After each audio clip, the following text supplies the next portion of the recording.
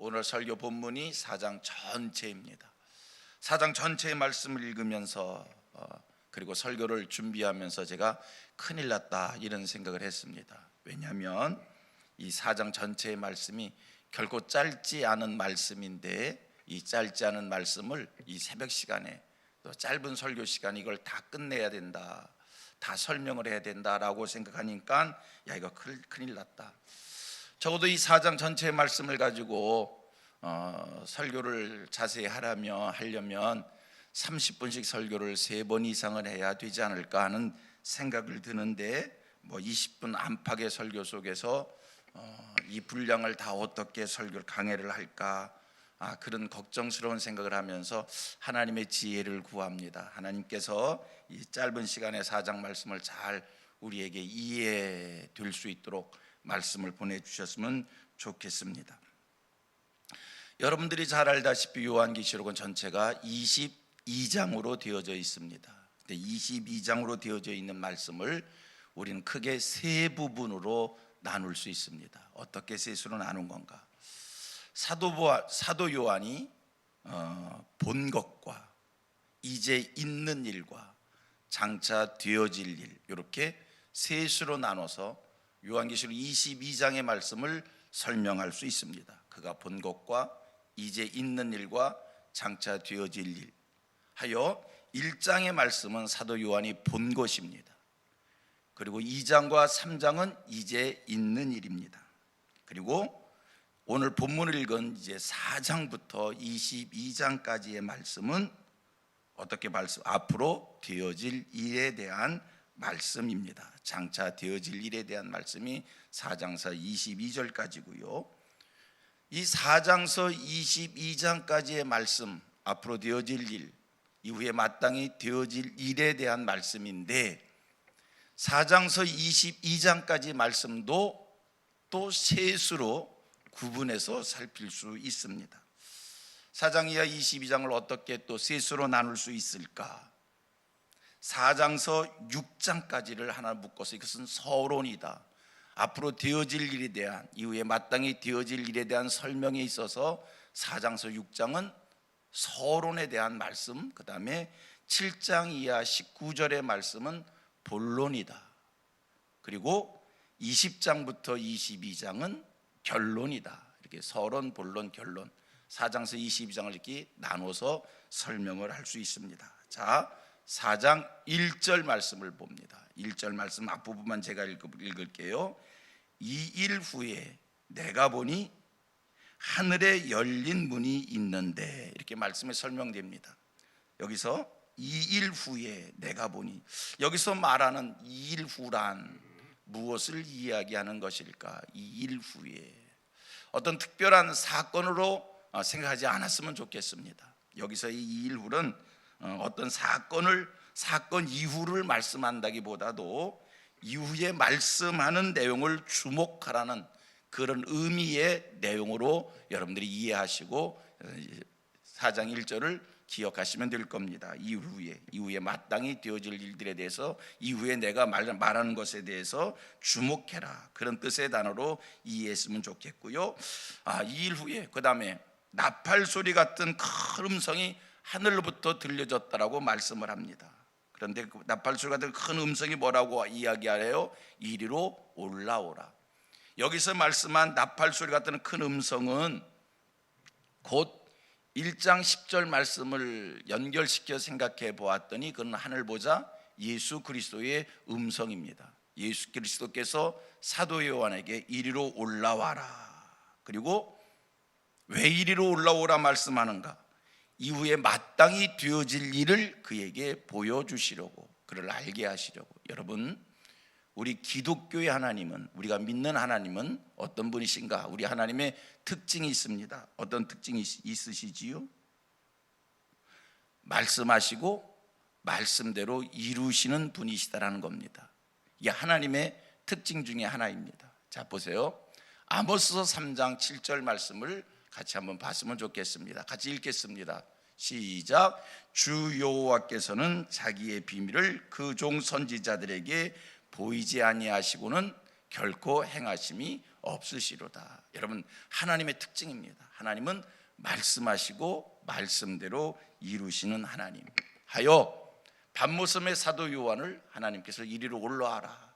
그리고 이후에 마땅히 되어질 일을 그에게 보여주십니다. 왜? 하나님은 말씀하시고 말씀대로 이루시는 분이시기에. 그렇다면 우리 하나님께서 왜 요한 사도에게, 우리 사도들에게, 또 하나님의 사람들에게, 하나님의 종들에게, 우리에게 앞으로 되어질 일들에 대해서 미리 말씀하여 주시는가? 그 이유가 어디에 있는가? 이후에 마땅히 되어질 일을 왜 먼저 알게 하시느냐는 이야기입니다. 분명한 이유가 있지요. 요한계시록 1장 3절 말씀입니다. 같이 봅니다. 1장 3절 보여주기로 약속했는데 찾아서 읽겠습니다. 요한계시록 1장 3절. 제가 읽을게요. 이 예언의 말씀을 읽는 자와 듣는 자와 그 가운데 기록한 것을 지키는 자는 복이 있나니 때가 가까움이라. 하나님께서 우리에게 왜 당신의 앞으로 펼쳐질 일을 미리 알게 하시는가? 우리에게 복되게 하기 위하여, 우리에게 복 주시기 위하여 우리 하나님은 앞으로 되어질 일에 대해 미리 말씀해 주신다는 겁니다.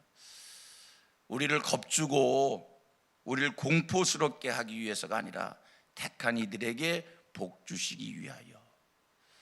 하여 우리 성민의 모든 성도님들, 또 이 땅을, 이 시대를 살아가는 우리 성도들은 성경 말씀을 통해서 앞으로 되어질 일을 잘 알고 무장하시고, 또 그래서 하나님 앞에서 하나님이 허락하시는 귀한 축복을 누리시는 하늘 백성들 되어지기를 축복합니다. 본문 3장 이하의 말씀입니다. 3장 이하의 말씀은 어떤 말씀인가? 하늘 보좌에서 밤모섬의 사도 요한을 이리로 올라오라, 큰 음성, 나팔 소리 같은 큰 음성을 듣고 사도 요한이 이리로 올라오라는 소리를 들으며 함께 천상에 올라가게 됩니다. 그리고 천상에 올라가서 요한서다가 하늘 보좌의 하나님을 뵙게 되고 하늘 보좌의 광경을 보게 되어집니다. 그렇습니다. 3장 이하 쭉 말씀은 요한 사도가 본 하늘의 광경입니다. 하늘 보좌 주변의 광경입니다. 보십시오. 제가 2절 하반절 말씀을 읽고 3절은 여러분들이 읽도록 합니다. 2절 중 하반절부터 제가 읽겠습니다. 쭉 하나 더 넘겨서 시작. 나팔 소리 같은 그 음성이 이르되 이리로 올라오라. 이후에 마땅히 일어날 일들을 내가 네게 보이리라 하시더라. 2절입니다. 시작. 내가 곧 성령에 감동되었더니 보라, 하늘의 보좌를 베풀었고 그 보좌 위에 앉으시니가 있는데. 다시 한번. 이리로 올라오라. 이후에 마땅히 일어날 일들을 내가 네게 보이라 하시더라. 2절 시작. 내가 곧 성령에 감동되었더니. 여기까지. 여러분, 이리로 올라오라는 소리와 함께 사도 요한이 성령의 감동을 받습니다. 성령의 감동을 보는 순간 그의 눈에 천상의 광경이 펼쳐지면서 하늘 보좌가 보이고 보좌 주변의 광경이 그에게 보여집니다. 여러분, 여기서 제가 강조하고 싶은 말씀이 있습니다. 성령의 감동을 받는다는 것이 이만큼 중요한 겁니다. 요한사도 나팔 소리 같은 큰 음성을 듣습니다. 이리로 올라오라. 이리로 올라오라는 소리와 함께 그가 어떻게 됐다고요? 내가 곧 성령에 감동되었더니. 성령에 감동되어지는 순간 그에게서 펼쳐진 일이 뭡니까?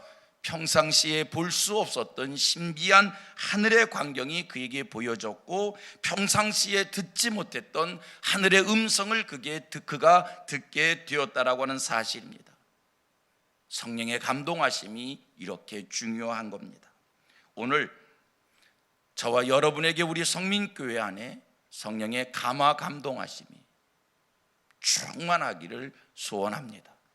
오늘 우리가 이 땅을 살면서 이 땅의 일들에 눌려 이 땅의 일들에 종되어 살며 소망 없는 자처럼 압박받으며 고통 속에 이 세상을 사는데, 여러분, 우리가 세상 것을 보고 세상 소리를 들으며 그 세상의 상황 앞에 눌려져 살지만, 그러나 여러분, 우리가 하늘의 음성을 듣고 하늘의 광경을 본다라고 한다면 세상에 눌려 사는 것이 아니라 소망 있는 자의 삶을 살게 되어질 것이고, 하늘의 음성을 듣고 신비한 하늘의 세계를 보고 사는 인생들이기에 이 땅의 삶이 세상을 이기는 자의 삶이 될 줄로 믿습니다.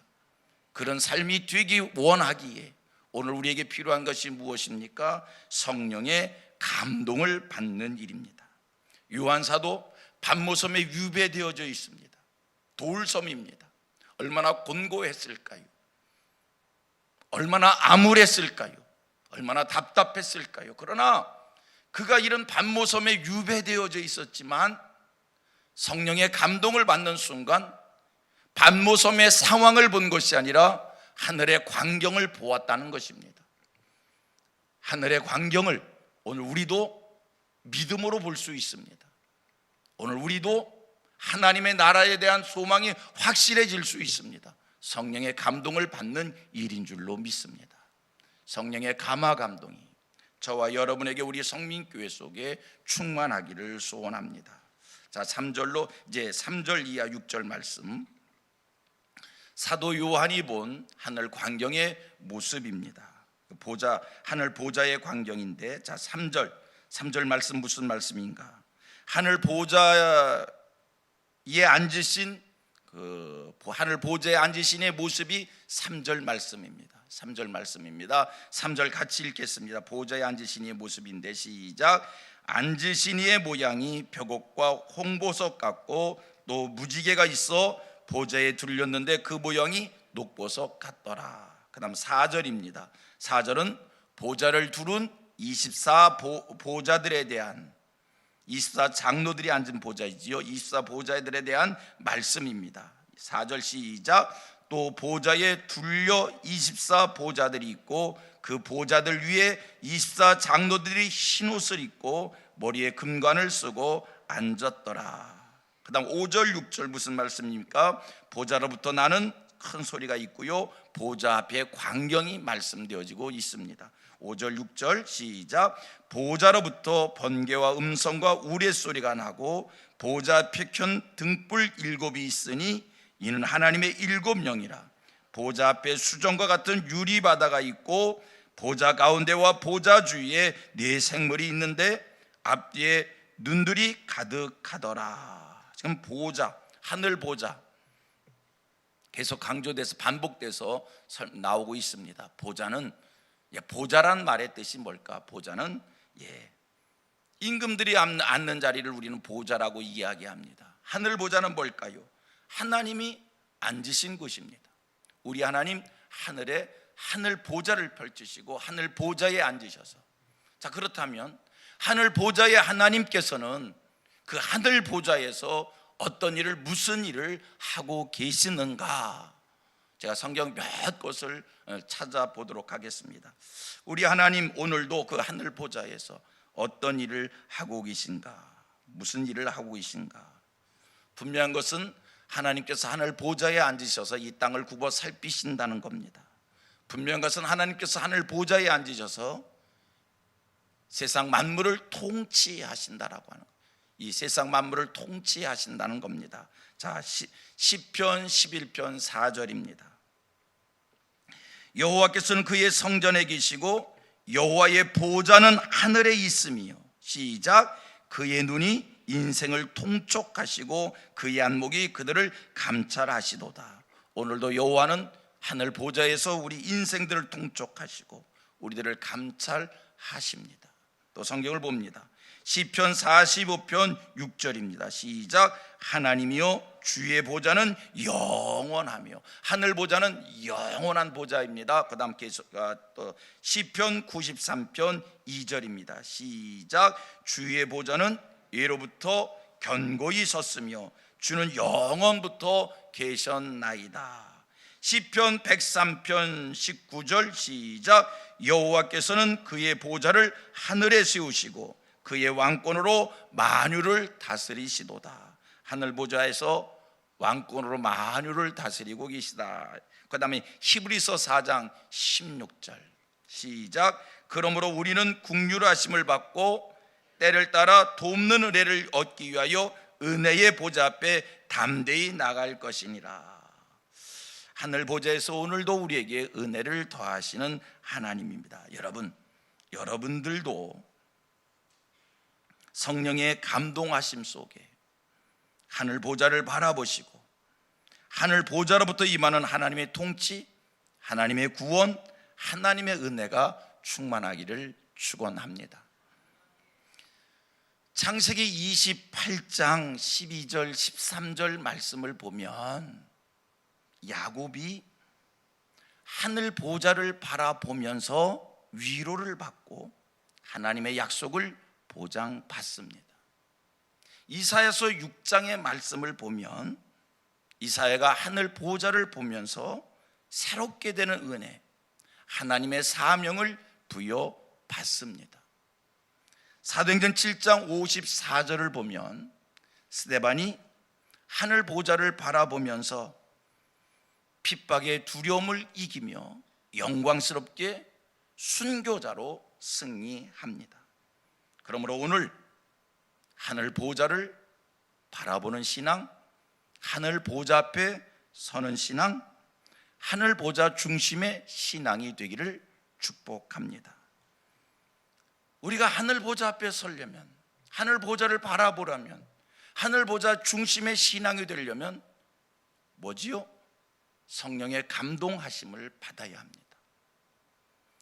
요한 사도가 반모섬에 유배되었지만 성령의 감동하심을 받을 때 하늘 보좌가 그에게 보여졌습니다. 하늘 보좌 앞에 설 수 있는 은혜를 입었습니다. 성도님들, 우리가 이 땅에 살지만 우리도 성령의 감동하심을 받으면 땅에 매여 사는 인생이 아니라 하늘 보좌 앞에 있는 신앙의 삶을 살게 될 줄로 믿습니다. 성령의 감동을 받을 수 있어야 됩니다. 그러면 우리가 어떻게 성령의 감동을 받을 수 있을까? 요한 사도가 어떻게 성령의 감동을 받았는가를 생각하면서 우리가 어떻게 성령의 감동을 받을 수 있을까? 첫째 하나는 신앙의 인내입니다. 신앙의 정조를 지키는 겁니다. 때묻히지 않는 겁니다. 요한 사도가 반모섬에 유배됐다라고 하는 것은요, 신앙을 지키다가 그 환난의 때에, 그 핍박의 때에 신앙의 정절을 지키다가 그때 많은 사람들이 사자굴에 던짐을 당하고 불에 태워 죽임을 당하고 십자가에 거꾸로 들임을 매달려 죽고 이렇게 유배되어지는 일들이 있었습니다. 때묻히지 않은 신앙의 그 정절이 요한 사도로 하여금 성령의 감동을 받게 한 줄로 믿습니다.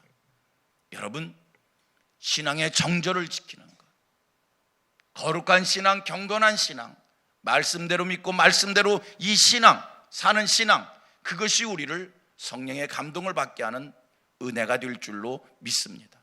또 한 가지입니다. 어떻게 성령의 감동하심을 받을 수 있을까? 1장 10절에 가보면 1장 10절 말씀을 보면 요한 사도가 주의 날에 성령의 감동을 받음을 말씀합니다. 주의 날에 성령의 감동을 받았다는 것입니다. 그렇습니다. 우리가 어떠할 때에 성령의 감동을 받을 수 있을까? 주의 날을 거룩히 지키는, 하나님을 예배하는 일을 기뻐하는, 구원의 감사와 구원의 감격에 빠지는 그 신앙이 우리로 하여금 성령의 감동을 힘있게 하는 은혜가 될 줄 믿습니다. 신앙의 정절을 지키십시오. 하나님을 예배하는 자가 되십시오. 말씀대로 믿고 말씀대로 사는 이 신앙을 철저히 지키는 하늘 백성들 되기를 축복합니다. 하늘 보좌 앞에서는 신앙이 됩니다. 여러분, 하나님의 보좌가, 우리가 하나님의 보좌 앞에 선다라고 하는 것, 하늘 보좌 중심의 신앙이라고 하는 게 얼마나 큰 축복인지요. 요한계시록 7장 9절 10절 말씀 속에 9절 10절입니다. 9절을 제가 읽겠습니다. 이 일 후에 내가 보니 각 나라와 족속과 백성과 방언에서 아무도 능히 쓸 수 없는 큰 무리가 나와 흰옷을 입고 손에 종려가지를 들고 보좌 앞과 어린 양 앞에 서서 10절 시작. 큰 소리로 외치리되 구원하심이 보좌에 앉으신 우리 하나님과 어린 양에게 있도다. 여러분, 하나님의 보좌는, 하늘 보좌는 구원의 보좌입니다. 요한계시록 8장 3절입니다. 제가 먼저 읽겠습니다. 또 다른 천사가 와서 제단 곁에 서서 금양로를 가지고 많은 향을 받았으니 이는 모든 성도의 기도가 아파요. 시작. 보좌 앞 큰 제단에 드리고자 함이라. 기도 응답의 보좌입니다. 요한계시록 21장 5절입니다. 시작. 보좌에 앉으신 이가 이르시되 보라 내가 만물을 새롭게 하노라. 여러분, 하늘 보좌는 만물을 새롭게 하는 보좌입니다. 성민의 모든 성도님들, 하늘 보좌의 중심에 신앙이 되기를 축복합니다.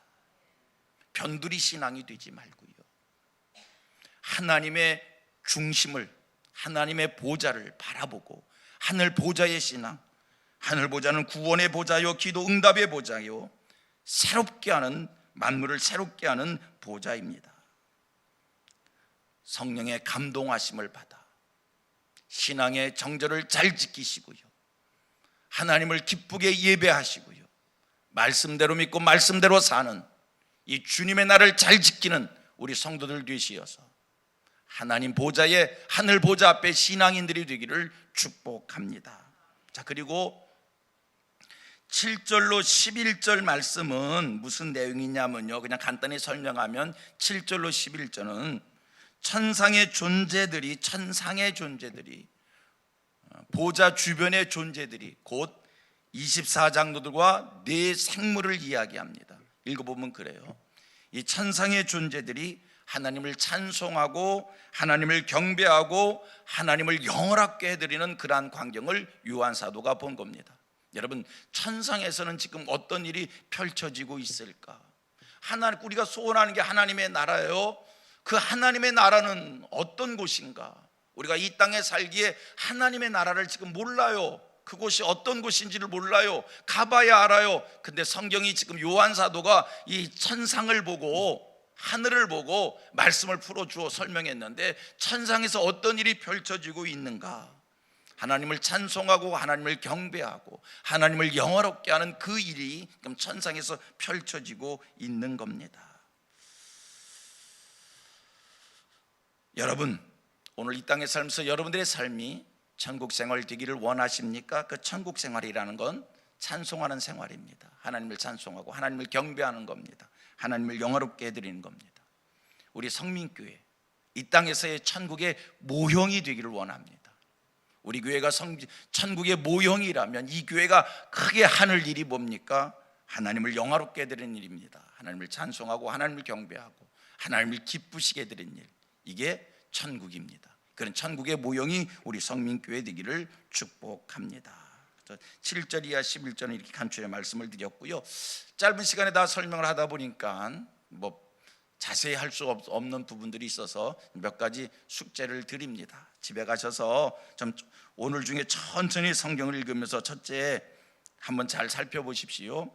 하늘 보좌에 앉으신 이의 모습, 어떤 모습인가, 어떻게 묘사되어지고 있는가 한번 잘 읽어보시고요. 두 번째, 보좌 주변에 무엇이 에워싸고 있는가를 한번 살펴보시고요. 24장로와 네 생물들의 그 모양들을, 모습들을 한번 보시고요. 그리고 그 보좌 주변의 그 존재들이 무엇을 하고 있는가, 어떤 하나님을 어떻게 노래하는가, 하나님을 어떻게 찬송하는가, 그런 것도 한번 자세히 살펴보시면 사장의 말씀을 우리가 이해할 수 있을 것입니다.